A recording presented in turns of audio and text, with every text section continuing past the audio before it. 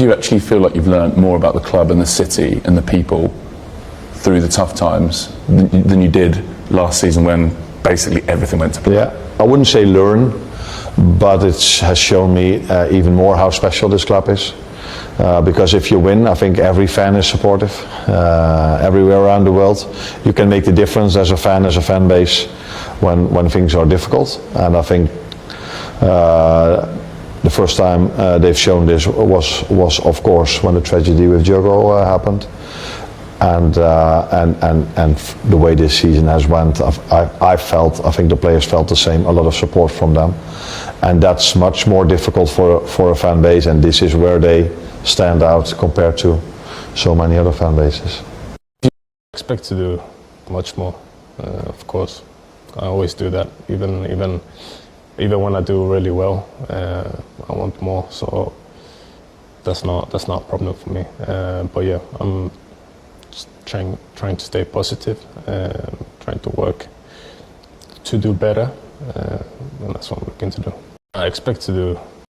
Now you're defending him there. You think that maybe, do his teammates need to do more to help him? What we're not focusing on there in the clip is, look at Konate before that. He's like Bambi on ice trying to win a header.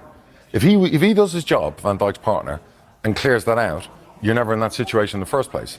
So he's now making up for Konate's mistake because he gets beaten, the ball gets knocked down, and then Van Dijk makes the mistake of passing it straight to their player in a moment of panic with everything going on. Look, Virgil van Dijk's been a world-class player for years, one of the best defenders the Premier League's seen for a long time.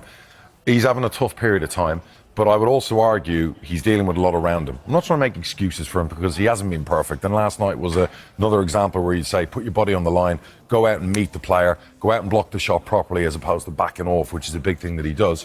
I'm not a technician, so I'm not going to teach one of the best defenders in the world how to block a shot or how to defend. But I would always say, look at the circumstances. And it's very easy to kick a player when they're down. Confidence is a funny thing in any sport. And Jamie's right about being fragile. Liverpool are fragile. They're having a moment.